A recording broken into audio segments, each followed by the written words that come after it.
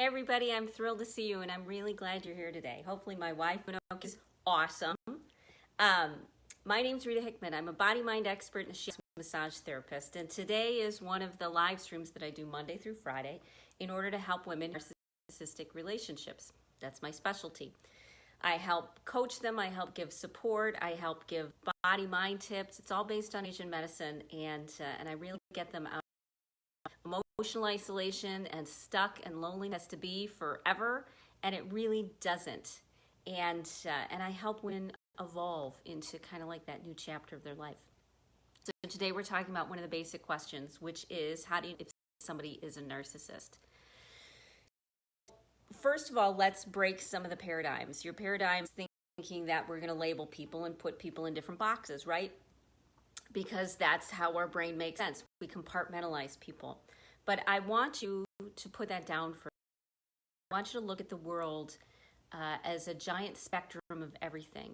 People who have emotional sensitivity, people who are more on the Asperger's and autism spectrum, people who are more on the empathic and intuitive spectrum.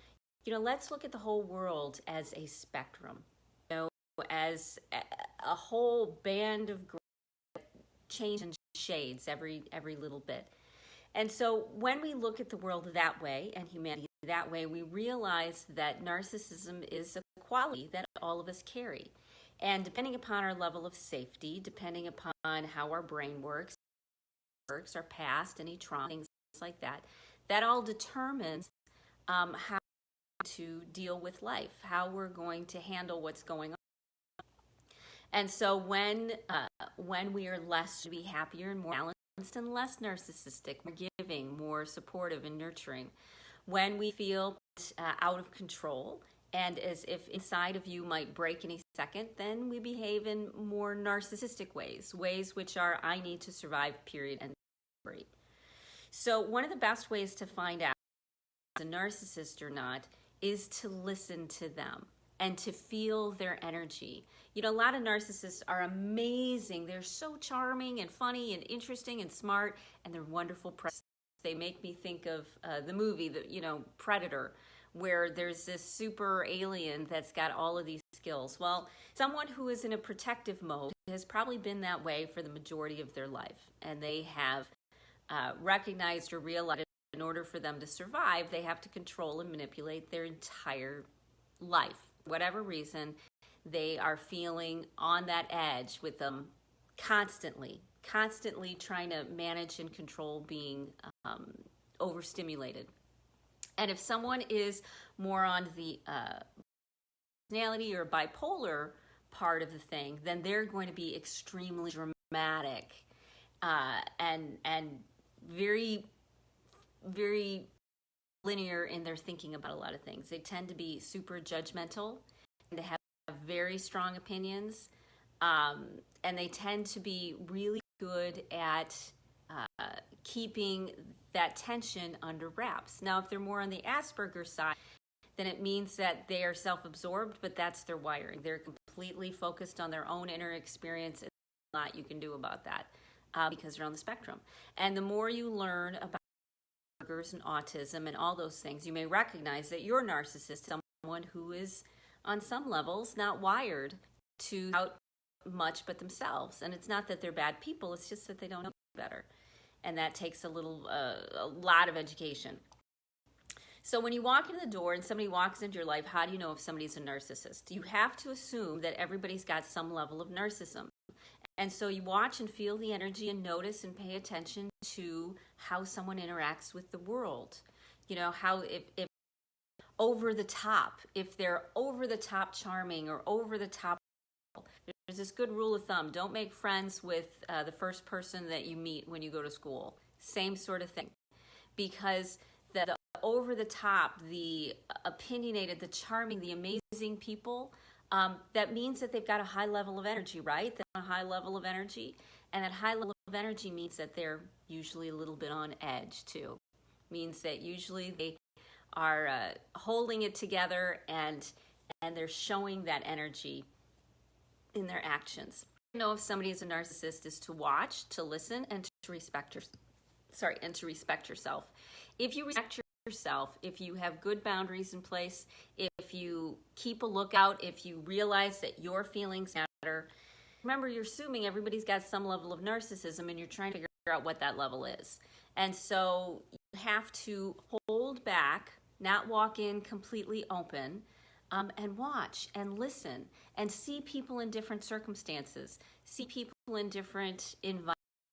Many people don't know they're with a narcissist until years have passed because, part of them never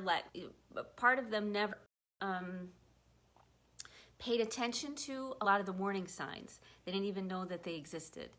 And so when you start putting that first, when you start going into situations, feeling out the people that you want to have relationships with, watching, observing, setting easy boundaries and seeing if they follow them, being yourself and seeing whether it's accepted or whether they want you to be somebody different, whether they enjoy more how you make them feel or they enjoy more about being around you. So you get to withhold, you get to come into relationships in stair steps in small amounts. You get to check it out and be like, where are they at now? Where are they at now? Where are they at now? Until you get a really good solid feel of the person that you're with. Many narcissists, they can be very emotionally abusive, but not physically abusive. And so you get to decide whether they're struggling and you want to help them, or whether this is something that's way outside of your realm and you do not even want to touch with a 10-foot pole, and you're going to give them plenty of space and confident and calm and centered. Because when people set boundaries, when people care about themselves, when people respect themselves, then narcissists tend to not want to be in relationships with them. They're looking for people who are easy, who make them feel good, who go out of their way to go an extra mile, who don't have good, all the things that we were taught to praise in many situations these days are seen as weaknesses, are seen as qualities which are, and people don't always think about that in a rational way, coming from an emotional way. So they're thrilled to meet you because finally they found somebody who's going to take care of all of their needs without ever recognizing that you have needs as well, because they're so stuck or trapped in their own feelings. If somebody is a narcissist, feel their energy. Notice if they're jacked up, notice if they are moody, notice if they're more dramatic, notice if they respect small boundaries you give yourself first, and then paying attention to and monitoring who come into your space. Because you really can't let everybody into your space. As much as you were told to love everybody, this really isn't that kind of a world. Are the ones who are victimized, you can't be kind to anybody. So you are responsible for you to make sure that make sure that happens first. And after that, after you can trust yourself again, that you're not just going to walk blithely into a situation, you're going to end up hijacked by somebody with emotional issues, until you can trust that you will be on the lookout. Not that you're struggling with this. That's interesting. Without taking it in someone who observes and cares and has compassion, also realizes that everybody's on their own journey.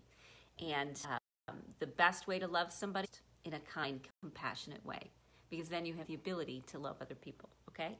So if you feel stuck with all of this, if it's information, if you're surrounded by toxic people, then reach out. I have a wonderful coaching program that I do that includes a small group, includes a private Facebook group. We meet every Tuesday for phone calls. Once a month, we do deep dives.